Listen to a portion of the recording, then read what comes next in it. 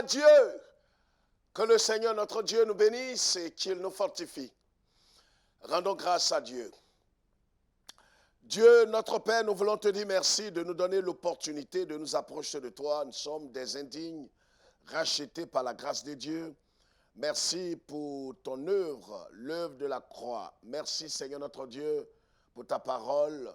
Merci pour les conseils. Merci pour, Seigneur notre Dieu, l'œuvre de ton esprit dans nos cœurs chaque jour. Parle à nos cœurs. Façonne-nous à ton image afin que, Seigneur notre Dieu, notre vie te glorifie chaque jour. Garde-nous pas, quelles que soient les épreuves. Bénis-nous. Au nom de Jésus-Christ, ton Fils bien-aimé.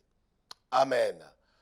Que notre Dieu qui est fidèle nous garde et nous fortifie tous. Vous savez tous que nous sommes à la fin des temps. Et plus nous avançons, plus les choses deviennent difficiles. Mais gardons les yeux sur Jésus. Exode chapitre 17. Exode chapitre 17, le verset 1er jusqu'au verset 5. Toute l'assemblée des enfants d'Israël partit du désert de Sin, selon les marches que l'Éternel leur avait ordonnées. Ils campaient à Riphidim, où le peuple ne trouva point d'eau à boire.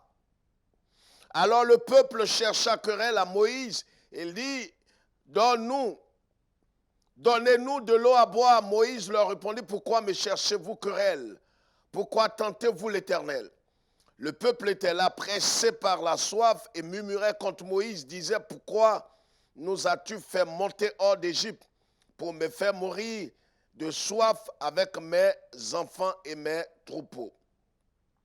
Moïse cria à l'Éternel en disant, que ferai-je à ce peuple encore un peu, et ils me lapideront. Verset 5, l'Éternel dit à Moïse, passe devant le peuple et prends avec toi tes anciens d'Israël, prends aussi dans ta main ta verge avec laquelle tu as frappé le fleuve et marche. Amen. Bien-aimés frères et sœurs, messieurs, dames, vous tous qui êtes en contact avec nous, voici une parole d'encouragement, une parole d'exhortation, une parole d'espoir. De quoi s'agit-il? La Bible dit que les enfants d'Israël sont sortis de l'Égypte. Connaissons tous cette histoire. Comment les enfants d'Israël sont partis de l'Égypte sous la houlette de Dieu par le canal de Moïse. Ils ont crié vers Dieu pendant 430 ans. J'étais esclave, j'étais sous la domination des pharaons, maltraité, méprisé. Plusieurs sont morts pendant des générations. Et Dieu a suscité un serviteur en la personne de Moïse, un prophète authentique. Et Moïse est venu, il n'a pas agi de son propre chef, mais il a agi selon la parole de l'Éternel Dieu. Le Seigneur a opéré des miracles en Égypte. Il a frappé le Nil. Et Pharaon a laissé partir tous les enfants d'Israël. Alléluia. Vous savez tous avec moi que l'histoire d'Israël en Égypte, sa sortie de l'Égypte, est l'image d'une conversion et d'une transformation. Comment Israël est sorti de l'Égypte? C'est de cette même manière que quand une personne croit au Seigneur Jésus-Christ, vient à lui de tout son cœur, est sauvé. Israël était donc sorti de l'Égypte, mais Israël marchait vers ce que nous pouvons appeler son but, qui était Canaan. Dieu leur avait dit, je vous donne un territoire, un endroit où coule le lait et le miel. Il les conduisait vers la terre promise. Nous, notre terre promise n'est pas de ce monde. Même si des fossoyeurs, même si il y a des gens qui veulent nous faire croire que c'est ici-bas que nous devons régner, nous savons tous à l'intérieur de nous par le Saint-Esprit que notre vie et notre règne, comme notre Seigneur l'a dit, il a dit, mon royaume n'est pas de ce monde. Et ce n'est pas ici que nous allons nous étaler. Ce n'est pas ici que nous devons régner. C'est pourquoi nous ne devons pas être emportés par le monde. C'est à juste titre que l'apôtre Jean, par le Saint-Esprit, dira « N'aimez point le monde ». En 1 Jean chapitre 2, versets 15 et 17. « N'aimez point le monde ni ce qui est dans le monde ». Les enfants d'Israël sont partis de l'Égypte. Ils ont traversé la mer Rouge. La Bible dit qu'ils sont arrivés dans le désert. Vous comprenez? Ils sont arrivés dans le désert exactement comme après le baptême de Jésus. Le Saint-Esprit l'a conduit dans le désert pour être éprouvé. De cette même manière, Israël a été conduit. Après sa sortie de l'Égypte, Dieu les a conduits dans le désert. C'est ce que la Bible nous dit. Quand vous lisez Deutéronome chapitre 8, verset 2, quand vous lisez Exode chapitre 17, comme venons le lire, nous comprenons exactement que, comme Dieu le dit, toute l'assemblée des enfants d'Israël partit du désert de Sin, selon les marches que l'Éternel leur avait ordonnées. Ils sont partis du désert de Sin, ils sont arrivés à un endroit appelé le désert de Sin. Et de là, ils sont allés dans un endroit appelé Rephidim. Rephidim qui veut dire lieu de repos. Rephidim qui veut dire repos. Alors les enfants d'Israël du désert de Sin sont allés à Rephidim, ayant en tête que dans cet endroit où ils partaient, ils allaient trouver le repos. Ils allaient trouver la calmie, ils allaient trouver de l'eau, ils allaient trouver quelque chose à mettre sous la dent. N'est-ce pas l'espoir de plusieurs personnes? Mais ils ne savaient pas véritablement que quand on est conduit par Dieu, il peut avoir des épreuves. C'est pourquoi le thème que je voudrais partager avec vous est intitulé « Quand la marche semble confuse, gardez la foi ». Quand la marche semble confuse, gardez la foi, frères et sœurs. N'écoutez pas les oiseaux de malheur, ceux que nous appelons les commerçants de l'évangile, les marmailleurs et tous ces hommes qui bradent l'évangile aujourd'hui, qui vous font croire que quand vous venez à Jésus, dès l'instant où vous êtes venu à Jésus, les choses vont aller comme sur les rails. Plus de difficultés, plus de maladies. Parce que pour eux, Jésus serait mort pour non seulement nous sauver du péché, mais nous sauver aussi de la pauvreté et nous sauver aussi de la maladie. Ce qui n'est pas vrai quand vous lisez la Bible. Vous comprenez? Je le dis, je persiste, je signe. Vous savez que l'évangile se résume à cela. Or, un faux évangile est enseigné aujourd'hui partout. C'est cet esprit qui animait aussi les enfants d'Israël. Cette fausse doctrine, on a fait croire aux gens, et ce sont les piliers irréversibles de l'évangile de prospérité qui est un évangile maçonnique. On vous fait croire que Jésus est mort à la croix pour vous sauver de la pauvreté.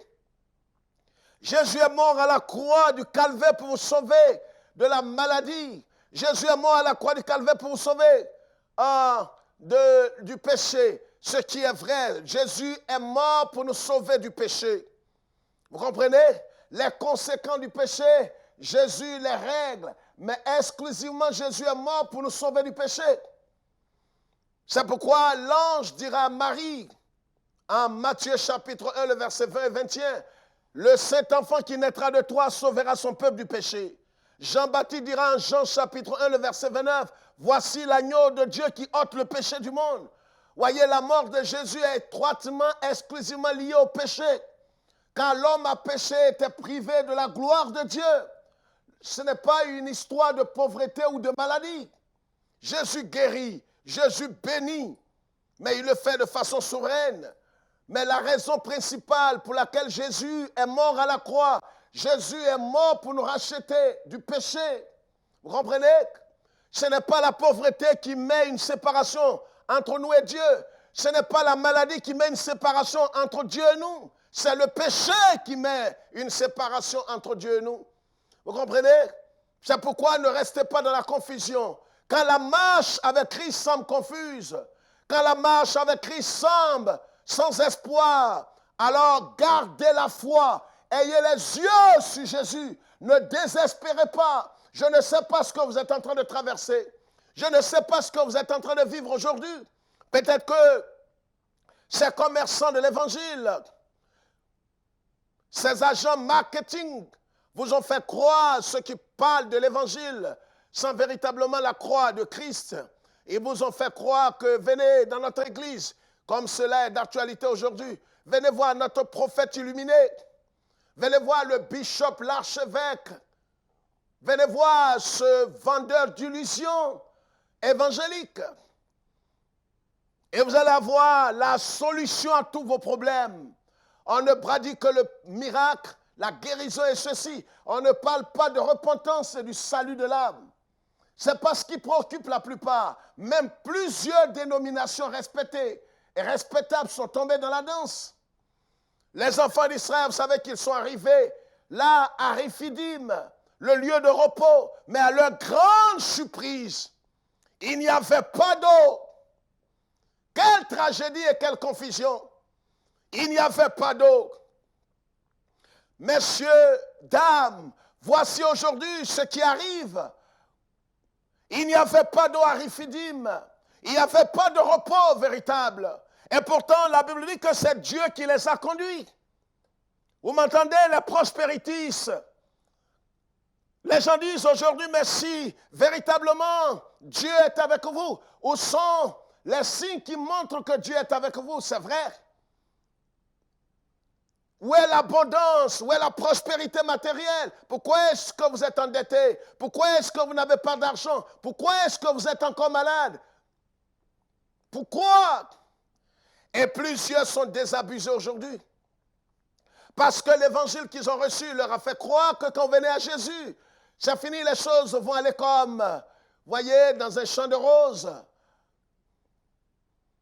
C'est des illusions. C'est pourquoi, messieurs, dames, frères et sœurs, vous tous qui nous suivez, ayez les yeux focalisés pas sur un pasteur, pas sur votre église, pas sur un révérend bishop, pas sur un archevêque ou un fondateur de religion. Ayez les yeux focalisés sur le consommateur de la foi, celui qui est l'alpha et l'oméga, le sauveur de l'humanité, Jésus de Nazareth.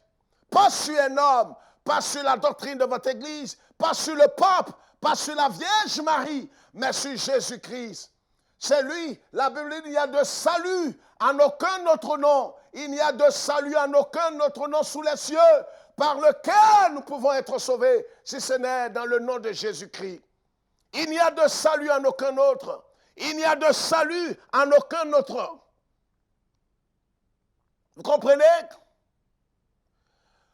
Ils sont arrivés à Riphidim. La Bible dit là où le peuple ne trouva point d'eau à boire à Riphidim. Riphidim qui veut dire lieu de repos. Alors les gens sont surpris aujourd'hui. Voyez, c'est là que plusieurs malaffermis sont complètement dans la confusion. Ils sont manipulés, traumatisés par les agents de l'évangile de prospérité. Ils leur disent, mais vous êtes venus à Jésus, oui ou non? Et oui, ils disent, nous sommes venus à Jésus, mais pourquoi est-ce que vous êtes mariés depuis des années et vous n'avez pas d'enfants? Ça prouve que vous n'êtes pas à Jésus. Venez voir notre prophète, apportez une offrande considérable et vous allez voir, il va prier pour vous et les choses vont aller. Vous comprenez? Et voilà comment est-ce que des femmes ont été abusées. Voici comment des gens ont perdu leur entreprise dans certains cas. Voici comment certains se sont dépouillés pendant des années.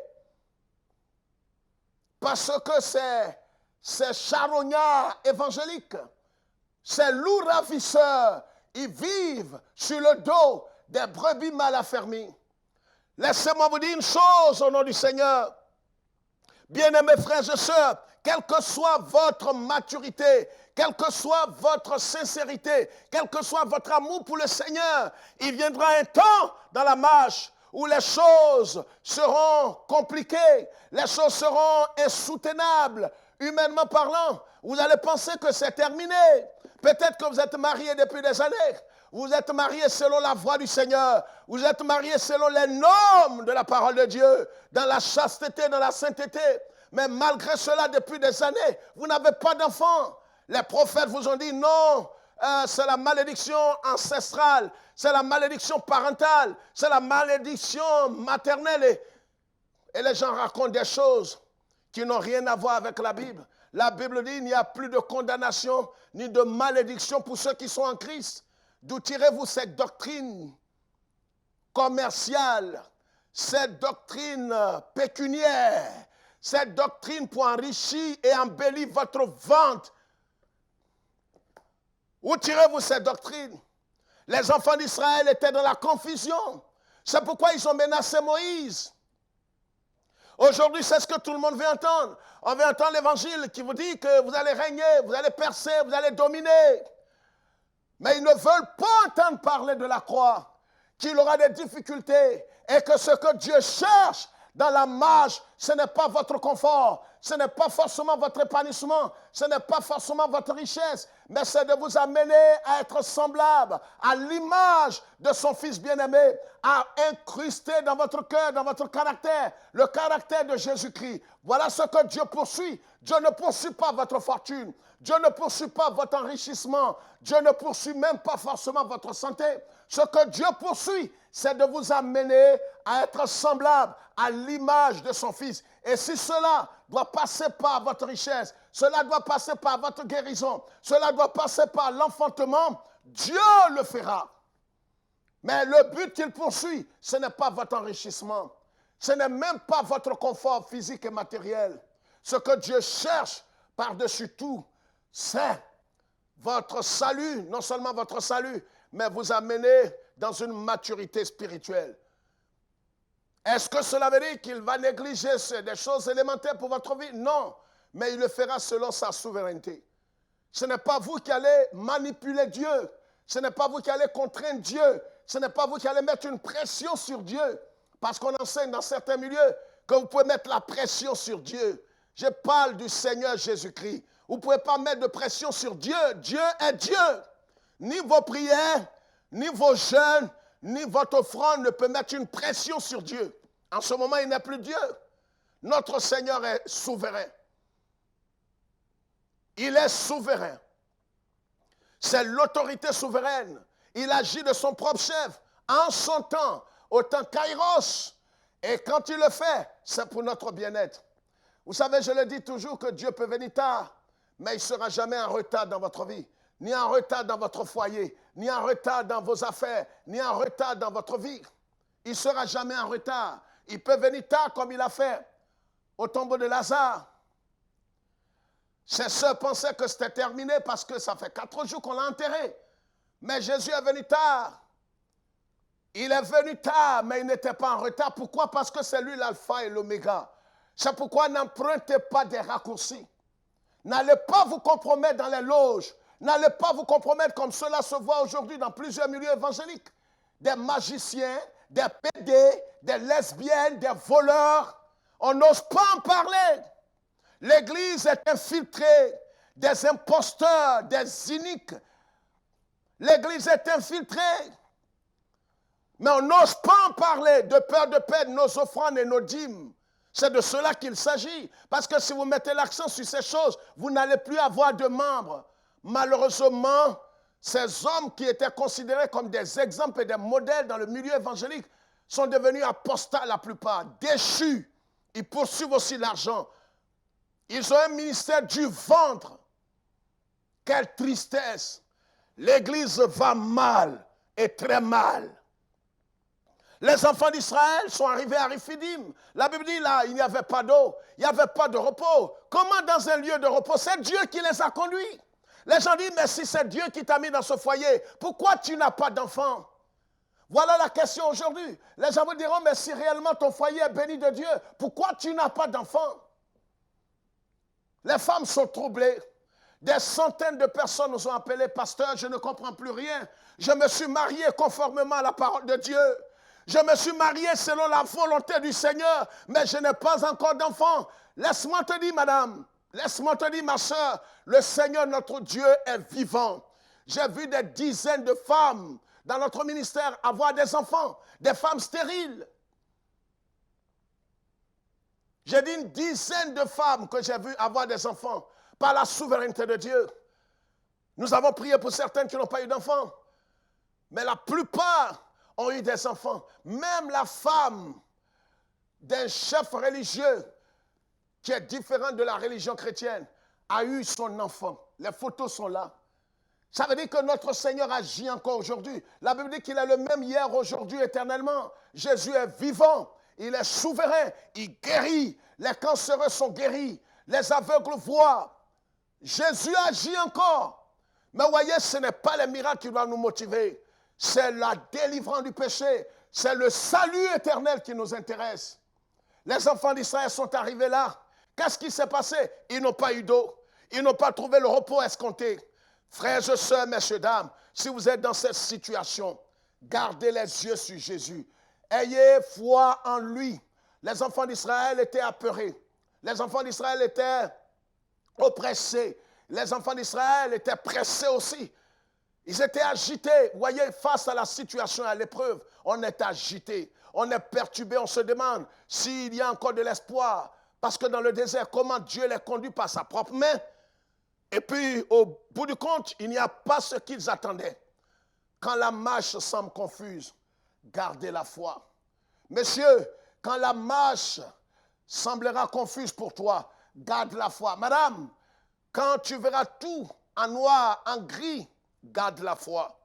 Quand les choses vont sembler être de travers, garde les yeux sur Jésus qui t'a conduit. C'est le Seigneur qui t'a conduit. Si ce n'est pas le Seigneur dans ton domaine, dans ton cas, repens-toi et reviens. Il est compatissant, il est amour. Mais là, les enfants d'Israël ont été conduits par Dieu lui-même. Vous comprenez? Par la colonne de feu, la nuée. Mais ils ont été conduits par Dieu. Mais arrivés à Riphidim, il n'y avait pas d'eau. Comment est-ce que Dieu peut-il les conduire dans un endroit où il sait qu'il n'y a pas d'eau? Il est souverain. C'est pourquoi si vous êtes en train de traverser des moments difficiles, il y a une situation qui persiste et qui perdure dans votre vie. Ayez les yeux pas sur le pasteur, pas sur l'archevêque de votre église, pas sur le pape évangélique ou le pape, quoi que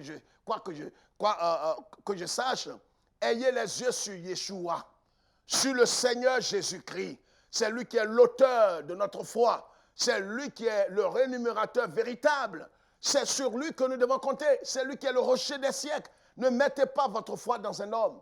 Il vous décevra. Ne mettez même pas votre foi sur l'église, votre dénomination. Ne mettez pas votre foi dans un prophète. Mettez votre foi en Christ et en Christ seul. Israël a crié vers Dieu. Moïse a crié vers Dieu. Et Dieu lui a montré la solution. Il pouvait se plaindre aussi comme les enfants d'Israël face à ce qui semble être une confusion. Parce que les gens vont se moquer de vous. Même dans l'église, les gens vont se moquer de vous. Ils vous diront, mais tu t'es pressé, tu t'es marié. Tu t'es pressé, tu as voyagé. Tu t'es pressé, tu as eu ton diplôme. Tu t'es pressé, tu as eu ceci, comme si tu t'étais vraiment pressé. Tu as marché selon la voie du Seigneur. Tu as obéi à la voie du Seigneur. Et voilà aujourd'hui que les choses tournent mal. Garde la foi et les yeux sur Jésus. Il ne te trahira pas. Il ne te laissera pas dans la confusion. J'ai dit quand la marche semble confuse, garde les yeux et la foi. Garde les yeux sur Jésus et garde la foi. Ne sois pas déçu et ne désespère pas. Moïse a pris la verge, il a tapé le rocher et l'eau est sortie du rocher et Israël a bu et Israël a été restauré. Bien-aimés frères et sœurs, messieurs, dames, vous tous qui nous suivez, qu'est-ce que vous êtes en train de vivre comme expérience? Peut-être que vous avez été rejeté, vous êtes déçus. Aujourd'hui, vous êtes couchés quelque part, tous vous ont dit que vous êtes maudits. Tous vous ont dit certainement que votre situation est irrécupérable. Je vais vous dire une chose. Ce n'est pas fini. Avec Jésus, ce n'est pas fini. Jésus n'a pas encore dit son dernier mot. Même si vous voyez que la situation semble confuse, vous êtes confus en vous-même parce que vous avez obéi, vous avez fait ce qu'il vous a demandé, mais vous attendez et vous ne voyez rien à l'horizon. Il n'a pas fini. Il n'a pas fini. N'écoutez pas le chant des oiseaux de malheur. N'écoutez pas les imposteurs qui remplissent notre milieu évangélique. N'écoutez pas ces agents de marketing, ces démarcheurs évangéliques qui vous ont trahi, qui vous ont parlé de tout sauf de la croix, qui vous ont parlé de tout sauf de l'évangile. Ils vous ont parlé de tout. Ils vous ont dit de venir dans leur royaume, dans leur basilique. Et vous allez avoir gain de cause. Et vous avez vu qu'aujourd'hui, c'est confusion. Revenez à Jésus, levez les yeux vers lui et gardez la foi. Si vous ne l'avez pas encore reçu, alors vous devez le faire aujourd'hui. Car il n'y a pas de purgatoire. Les gens vous ont fait croire qu'après la mort, on peut prier pour vous. C'est une imagination humaine. C'est une imagination démoniaque. C'est de l'escroquerie morale. Il n'y a pas de purgatoire. Après ta mort, si tu n'as pas Jésus, aucun homme ne peut intercéder pour toi après ta mort. C'est comme aller prendre une assurance après un accident. Ça n'a pas de valeur. C'est pourquoi, venez à Christ tout votre cœur. Et vous qui êtes à Christ, si vous aussi vous êtes à Rifidim et que vous n'avez pas trouvé ce que vous attendiez, ne soyez pas déçus. Ayez les yeux sur Jésus. Il agira et son nom sera glorifié. Que Dieu vous bénisse et que le Seigneur notre Dieu soit glorifié dans votre vie. Souvenez-vous d'Israël et de Jérusalem, capitale éternelle d'Israël. Nous vous aimons, mais le Maître vous aime par-dessus tout. Gardez la foi et les yeux sur Jésus. Vous ne serez pas confus. Jamais.